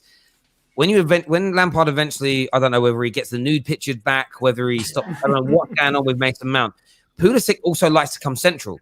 I think when Pulisic starts left and you have Werner starting in the middle, them two interchanging and switching is what Chelsea need to do. That fluidity will cause any defense problems because you don't know who's picking up. It makes it hard. The problem with Tammy is the only one of. I think Tammy's effective if you want to change the way you play. But if you want someone to stay central, but with Werner, the problem is you've got him drifting out to the left-hand side. Mason Mount, when he can't, for me, go into those same areas centrally, so you lose something. But it's an interesting one. Would anybody else pick Tammy to start this game? Like, no, I'd rather pick Giroud than Tammy. No. It's just got Abraham, it's just got to be Werner with two wingers. As simple as that. And two wingers. When you play Werner with two wingers, also as well, what you're not taking into consideration is when Werner also drifts. What's his name? Havertz as well can take up that central position up front that Werner needs spacing. Do you know what I mean? So that's what I want to see. I don't want to see Mason Mount there. I have nothing against the kid, but I just don't want to see him there. It's not working for him. If you're going to play him, if Chelsea are going to play him, I don't mind him playing in midfield. I don't mind him playing in midfield. But guys, look I'd just rather him play there. Look at Chelsea's free. Imagine they have Pulisic, Callum Hudson-Odoi, or Ziyech, and Havertz and Werner. Man United fans, you lot want Pogba as a double pivot. They will run around him. Sneaks. Let's not worry about that right now. Run around Back to Chelsea. Listen, so Chelsea, I think you guys have pretty much picked your team, so we understand it. I want to go to people tuning in and watching. Get your super chat questions in now. We'll go through and answer as many of them as we can as you put them in. We're going to do score predictions, and then I want your super chats to come in, ladies and gentlemen. Let's go to the Chelsea contingent first because they're away from home. Monstar, what is the score going to be? I hate doing score predictions. That's okay. One thing I hate. Who's going to win? We'll do result predictions then. Result predictions. What's going to be the result? I think Chelsea will beat Man United. I think Lampard. I don't want to do this again where we're saying he's figured out Ollie. I don't want to do that. But I think he knows what Ollie's doing. Do you know what I mean? I think he'll and also the Martial not playing there is a huge threat gone out the window. Do you know what I mean? He's one person who I am scared of in that Man United team who's not playing in it. So I believe Chelsea should win. Okay, Jim? Chelsea win 2-0. Nice. Chelsea win. Neats? I'm saying a draw. 2-2. It's realistic. Draw from Neats. Okay, Neeks. He's gone, bro. I don't know where he's disappeared to. He didn't say hey, he said me. He's at the bottom. Hey. Listen. I got dropped to the bottom to the bad. Come to the winning side, bro. Listen, Chelsea should win. Chelsea should win. Wow. But I'm going to go with a draw. I'll go with a draw. Chelsea should win. Danny. 2-2 draw. Draw. Aaron. I heard everyone say what they had to say, and I think this is going to be a high-scoring game. I'll say 3-2 United. Ooh. Who's going to score them 3 goals for you? Oh, sorry. You man love holding 3, Anita, so it's not out of the question, fam. You love holding 3. Your mouth, KJ. KJ, what you saying, bro? What you saying? I'm saying, you know what, yeah? Because they love holding 3. Pelestri hat-trick. Pelestri hat-trick, 3-3 draw. Threes for everybody. Draw a lot of draws there. So I don't know what Half Hope was going to say. He had to duck out before the end there. What do the viewers think? Who is going to win this game? I'm going to throw my score prediction, which will probably change by Saturday because my mind changed. I'm going to go with a Man United win. I feel confident going into, not overconfident. I never am when I play Chelsea. But everyone talks about bogey teams. Man United. Confident. Yeah, Man United's bogey team in the Premier League era has quite simply been Chelsea before they had money. Like, that's true. Like growing up as a kid, we very rarely beat Chelsea. Hasselbank. Yeah, you're the only team in the Premier League, like in terms of they've been here for they've been here for more than 10 years, that we have less wins against than we do draws and defeats. There's no other team in the Premier League with that bad a record, and that's kind of been consistent throughout all your history and ours, which is also why. Again, people say, tell me one thing that Ollie done good. Well, he has a better record against Chelsea than Fergie did in his last 10 years at the club. Like, one thing. It's a tiny little thing, but it is one thing, and I'm used to that. Terry, you know what? Everyone's saying draw. Not everyone, but I think it just shows where the two clubs are at. We're both really at a crossroads. We got managers that are in their infancy in terms of at this level. We've got players that either we don't trust or we don't know in terms of they get to perform or they've failed us in the past, whatever it might be. Last season we finished 66 points each, or 66, correct. and we both want to push on to the next level, but we just don't know if it's going to happen. The season started inconsistently, and I think that's why we're just like draw, because literally, I think it could go either way. So no, I agree, and I think even for me saying United are going to win, it's who turns up on the day. And I remember saying when you guys slapped Palace, it looked brilliant. We were just beyond annihilated. We were just sort of disapparated and just ridiculed and ripped apart by Tottenham. I did say that don't get over carried away in either direction yet. There's something weird going on this season, and we could win 4-0. You could win 4-0. It literally that's how this season has gone so far. None of those results would shock me. 4-4 wouldn't shock me with the way people are defended. And I got that super chat earlier where they were like, "I know our defense has sorted itself out when our main people are playing." And people have been saying stuff like that for weeks now about their team. Spurs fans for like 2 or 3 weeks. We're leading the way now. We're leading the way. And then they go and do what they did against West Ham. Like crazy season. So it's going to be an amazing game. 5:30 Saturday. So make sure you're tuning in for our watch along and post game reaction show in relation to that. It's going to be mad. I did want to ask the Chelsea fans one thing while you're here. There's been a lot of talk on social media that Lampard's job might be at risk if you lose a few games. That Poch is waiting in the wings. I've read a few articles and a few blogs along those lines. You guys obviously close to the Chelsea kind of social media. Things becoming a bit tense for Lampard. Are you seeing more Chelsea fans becoming a bit frustrated with how you're playing and the results that you're getting, or is that just trolls and rival fans stoking up trouble? What's your opinion? I think if you ask me, and if I'm being unbiased here, if I'm being really truthful with it, I don't think at times Lampard helps himself. And also I question what they're doing in training at times in terms of the defense. We had the same defensive issues last season and we're having it this season. I know people will say we haven't had a pre-season, but it's been a season and it's been a season plus. Do you get what I mean? And for a season plus, you want to tell me what in terms of people say, it's the mistakes in the last game. This player makes a mistake. This player makes a mistake. But if there was a proper, good enough defensive system in place, even though this or that player makes a mistake, that system might cover up for that mistake, if you get what I mean. So when Kai Havertz made his mistake against Southampton, the defense should have been there. It was in midfield. The defense should have been there to cover that up. There was a huge gap between the centre-backs. Christensen was, I don't know where he went to. Danny Ings was in right down the middle, right there, rounded Kepa, scored a goal. If you look in between the defense and the midfield, there's a huge gap there. Do you get what I mean? Then there's such a massive gap. This is why I said a minute ago when I talked, I said, I don't want Kante moving forward because he's too far forward. It's like he's basically Bruno Fernandes for Chelsea. He's so far forward. That's a system problem to me. That's not, do you know what I mean? On top of that, players constantly playing out of position, things like that. That's down to management. That's down to coaching. I think Frank Lampard does need to be careful, if I'm being honest, if I'm being unbiased, isn't it? Obviously, Chelsea fans are going to get at me for that, but it is what it is, isn't it? But Chelsea are going to win.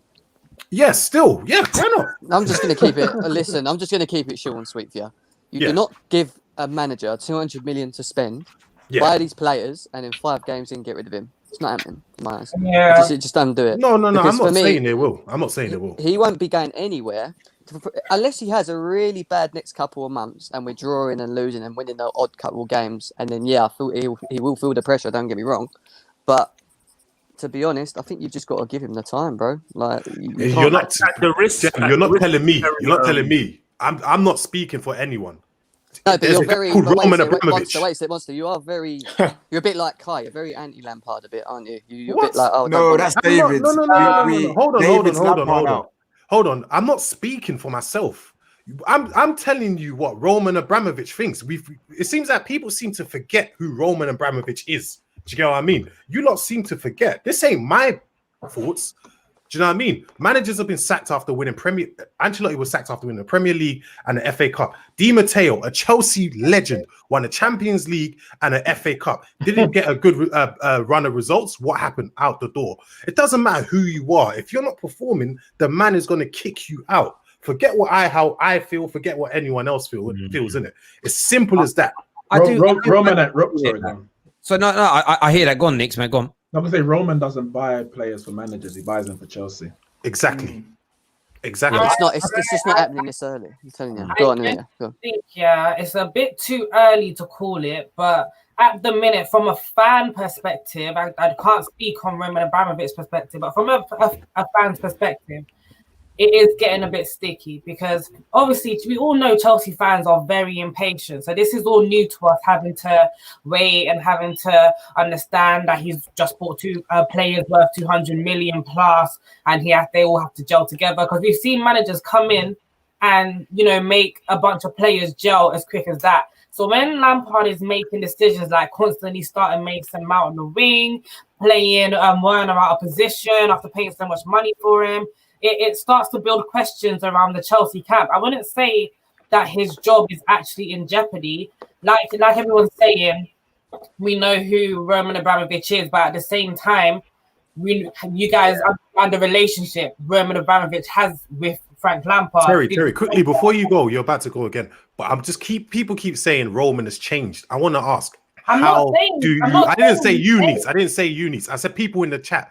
How do you know Roman has changed? Do you know what? It's not even that he's changed. You've got to look at the relationship between the manager and the owner. Roman has watched Lampard bring him Premier Leagues, bring him Champions League, bring him Europa League. Roman's watched Lampard do that. So when it's a player that is that close to you in that aspect, like if DJ Drogba was our manager as well, Roman wouldn't be looking at sacking him straight away after. I hear that, mate. So I get that. Also, I understand both sides. I think Lampard's going to get a lot more leeway than previous managers because of who he is. There's no doubt about it. But Roman is still Roman. And a lot of this talk about things have changed at the club. We're looking at a different direction. A lot of that has come from the very, very positive fan channels, and fans go, "Oh, I'm going to buy into that." There is the only way you're going to see proof in the pudding is for Lampard to have a bad season and be kept on. That's the only way that you can prove those things. A lot of people asking for combined 11s. If someone donates £50 or more, I'll stay on and do a combined 11. Guys, that's serious. I'll do that. I did want to ask something else, and it's completely. Eye test. You've said that we disrespected Have Hope. I've DM'd you the link if you want to come on and defend Have Hope. What I will say before you come on is, me and Have Hope are legitimate old friends that have known each other from I know his real name. That's what I'm going to say to you. I've seen him without glasses on. So he's seen him without the hat on too, and it's a bit peak for my man. You know what I'm saying? Yeah. So So if you think that cool, but if you want to come on ITS, if you're watching, you have got the link in your DM box on Twitter. Thank you very much, Spuds. Spuds have never won the Premier League, Champions League, or I think that's for the combined 11. That's towards a combined 11. Yeah, if we get so we're $4. That's $5. So we're at about £3. We're £47 at the minute. If you want to donate that, get it done. A comment here says "I test speaks facts." That's from Mo. That must be your burner account, isn't it? I test. Mo, no emoji. We've got another one here from Winter Surfer who says, "Chelsea fans, it's okay to question Lampard. We have two separate players.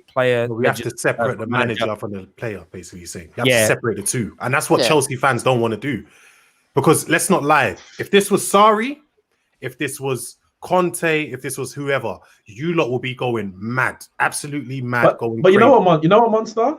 I understand it. Like, I mean, it's not, I don't think it's a fault of the fans, because after all, the fans aren't making the decision. Roman's going to do what he's going to do anyway. That's what I'm saying. So I would never get onto a fan for backing a manager because they have a certain relationship. It's like managers who back certain players. Maybe that player has performed for them in the past, and now they're going for a bad run of form. People will be like, "Oh, drop them, they're rubbish." And the manager trusts them and they believe in them and they hope that they can. So, I understand it. The thing is, I'm not calling for Lampard out. I want Lampard to even stay 3, 4, 5 seasons. I'm hoping he gets it right, innit? The thing is, hold on, listen to this. No, look at this. Wait. What people say that people say it's wrong to criticize. Everyone is allowed to be criticized. I don't care who they are. Jurgen Klopp, who supposedly Liverpool fans say is the best manager of all time, innit? He's allowed to be criticized. Alex Ferguson, who is the best manager of all time, is allowed to be criticized. And that's the problem I have. People act like they're not allowed to be criticized. Do you know what I mean? It's as simple as that.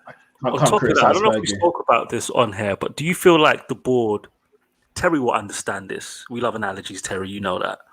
When you're a manager and you give people, you come into a new department, right? How quick, you have to limit how many changes you make in one swoop for your assistant manager to deal with, if you get what I'm saying. Like, have Chelsea sabotage Lampard by making all these signings in one summer with COVID, no preseason, players at different stages of fitness. Like, it's not like Ziyech hasn't been playing because Lampard just dropped him. He wasn't fit. Do you get what I mean? Pulisic as well, injury prone. There are mitigating circumstances. Don't get me wrong. I think Lampard's ceiling is about where Ollie's is as well, if I'm being honest with you. But I don't think he's going to get it.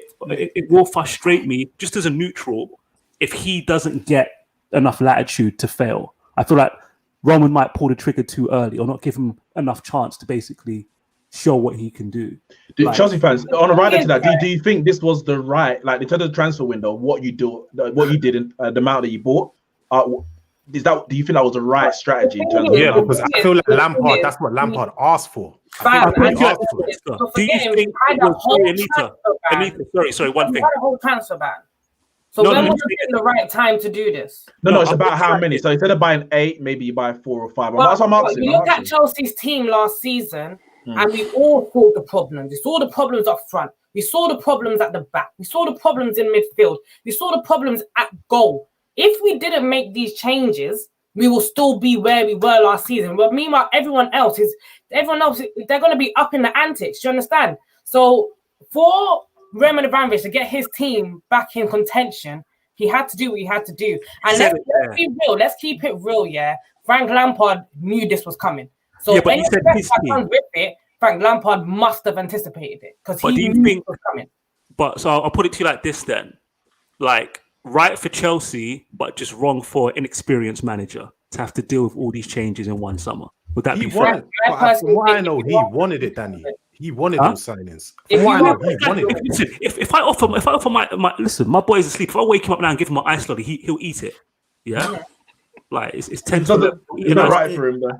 You know what? Yeah. No, if you're a manager and someone's throwing players at you, you're gonna say yes. No, Van der Beek was not on Ollie's list. He was offered Van der Beek. The difference is these players were on Frank Lampard's list. You don't know that for a fact. You see, Chelsea fans, you've done this before. This is what you guys did to Emanalo, right? Only time I heard about Michael Emanalo at Chelsea is when things went wrong. If things didn't go wrong, Chelsea fans never spoke about him ever. Listen. I think what Roman did, he did what he needed to do to get Chelsea back to catch up with the team ahead. Keyword Chelsea. Wait. But what's happening is, I think Lampard is trying to execute this all way too early. I think he's trying to play in too many new players at the same time, and that's the issue. If he slowly builds beds them in, it'll be easier for certain players to adjust and adapt, and you'll have a better foundation. I know the players. If he slowly brings them in, he gets fired. If he slowly brings the players in after spending 200 million. But ain't that the point of a manager though, to know your squad and know how to bring the best out of them, no matter how much you spend? All right, but KJ, watch this. KJ, 200 million spent, and the price comes with pressure. It's unfortunate. But it comes with pressure. He has to play those players. They've played Chilwell when he's fit. They played Havertz when he's fit. They played Werner. They played Thiago Silva. Obviously they bought the keeper and they played him when he's fit. The only person they haven't played yet really is Ziyech. But some people are still complaining about Lampard. Still, some of them are saying he's not the right manager. Still complaining that Mason Mount's playing because they want Ziyech or maybe Callum Hudson-Odoi to play. So imagine that they played 4 or 5 of their new players, and they still want more of their new players to play. No, but the thing is, I get that. 2 or 3. No, I get that. And the results weren't 100. Yeah, but the thing is, I get that when the results aren't going well, so I get it. But even say if they played all of the new players at the same time and results still ain't going well, what is there to do? Like, wait, what? What's the comments? No, sorry, someone said RIP combined 11. We keep going. We could have done that by now. We could have done the combined 11 by now. Terry wants the money. Pay me. Listen. Time is money in life, bro. I'm gonna have to leave you guys. All right, mate. Thanks for coming on, bro. Speak to you soon, man. Thank you. But As I was saying, You know as I what? was, Sorry, You know what KJ. we should do? You know Next what? time we do Lampard- previews, guys, one sec. Next time we do Sorry, these previews, we're just going to come on and do 11s and predictions, and then let each other question each other's clubs. That actually is more fun. I quite like that. Let's ask each other questions. Go on, carry on. Quite nice. I was going to say, sorry, yeah, go on, KJ. David. Like 200 million spent, Yes. but your centre back signing was a stopgap. That's a finesse. Like if I was in Lampard, I'd be so vexed. Yeah, I understand why Like, why you would be you know vexed what? in that. I could have done without maybe. I don't. It's going to sound crazy. Like I know what you're Havertz saying. or Havertz. Ziyech, I could have done without. Give me I agree. I agree. Give me I- Upamecano. No, I'm saying if you had a choice right now, right? If you could go back in time and say, you know what, you might not get. You have to pick between Ziyech and Havertz, but you get Upamecano. Would you take that?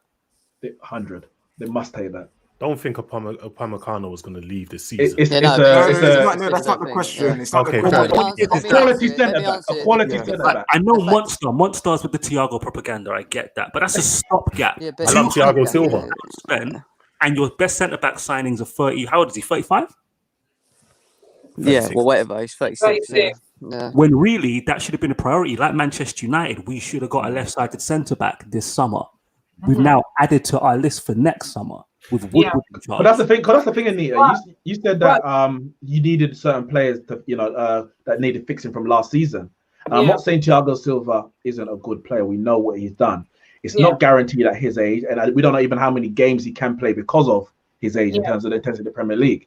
You've done a lot of signings at the one end of the pitch, and I think you've gone a bit cheap at the back. 20 million Mendy. Can I just say something? Let me just say this, yeah. So this is how I look at it. I look at it as we look at the back five. Cool. Obviously, it's a problem. I'm talking about last season. It was a problem, huge problem for Chelsea. And then you look at the stats. The main problem is actually Kepa. Don't get me wrong. The back four is not good enough. I agree. You're smiling. I agree. And you're shaking head. I agree. They're not good enough.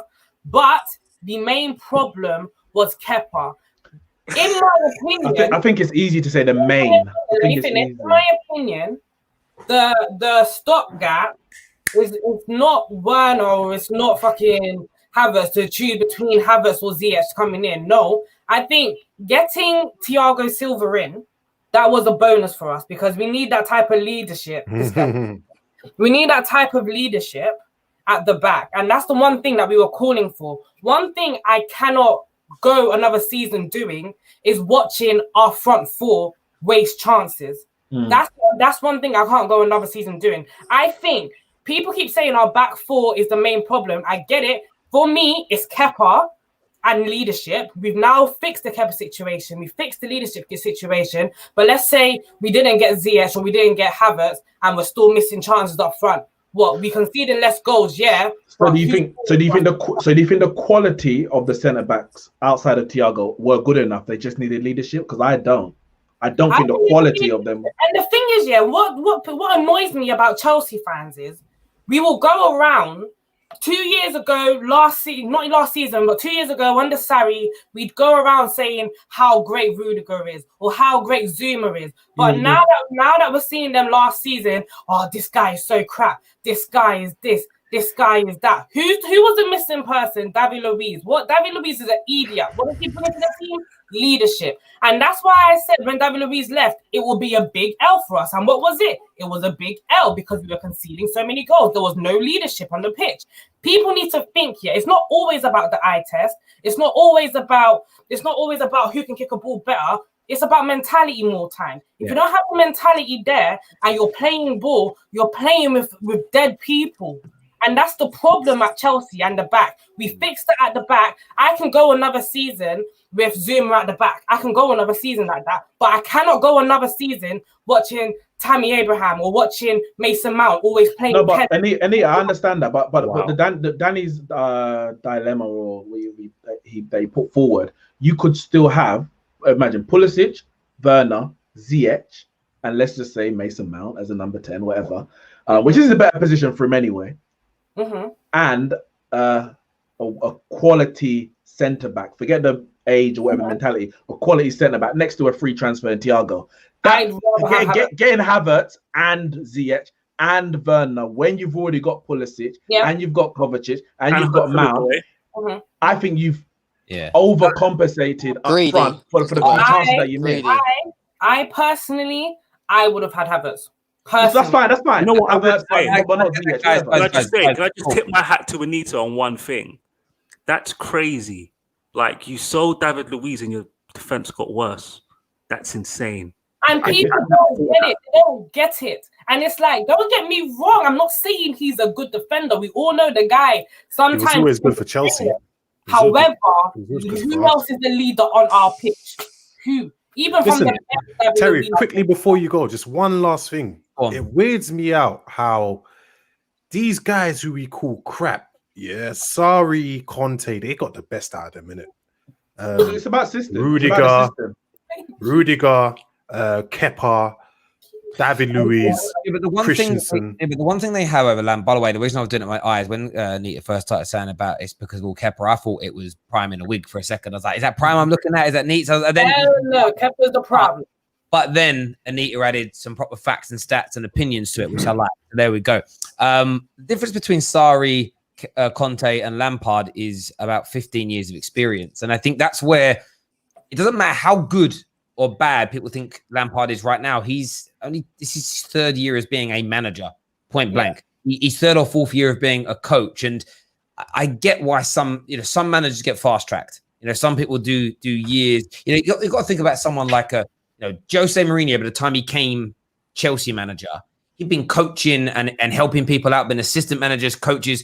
Basically he was a water boy at Barcelona, like something a glorified water boy. Like he'd earned his stripes and was longer in the tooth. Lampard, we've all had these people at work, right? You've all had these people at work, haven't you? That they come in a senior job because they've come straight from a good university, but they've got no experience. That's where Lampard is right now. That's where Lampard is, and it's and there'll be times where he's going to be naive because he is naive.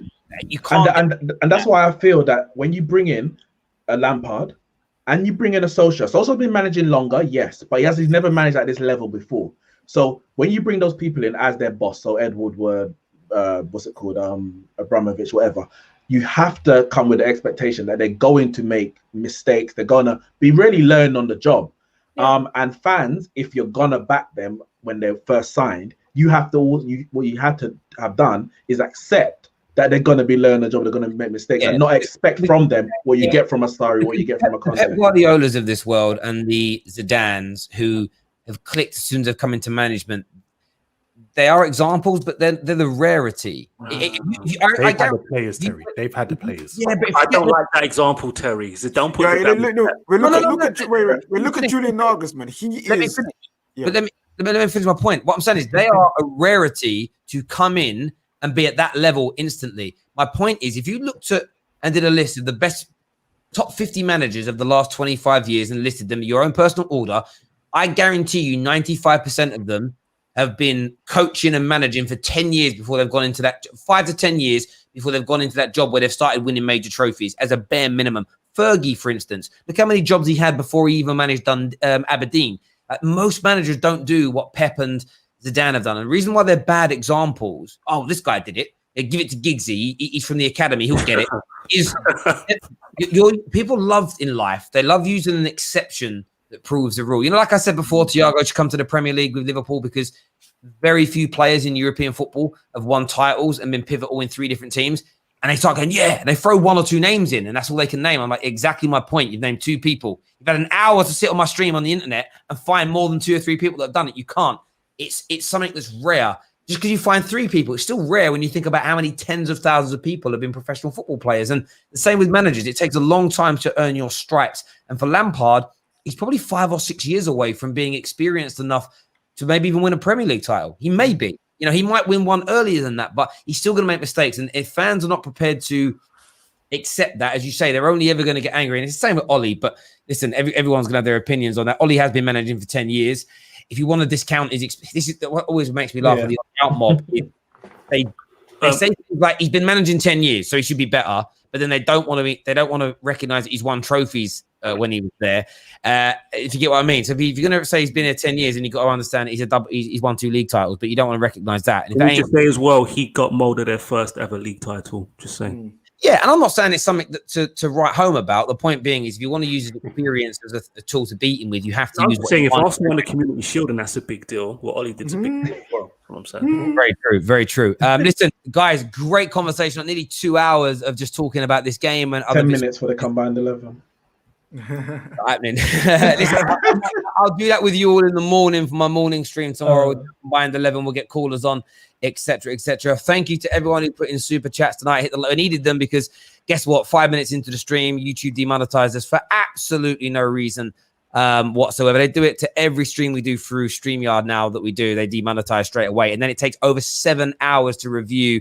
And every time they review it, it goes green again. Our score at the Football Terrace is as high as it can be. It's over 90%, 99% for self-assessment accuracy to make sure we can be monetized, but they still demonetize every single video and then redo it later. They're bumping us. It's why you got to smash the like button and sign up as a member, because it won't be more than another 2 or 3 years and independent YouTubers will barely exist anymore. They're absolutely killing us. So everyone who's tuned in, thank you. Smash the like button, hit the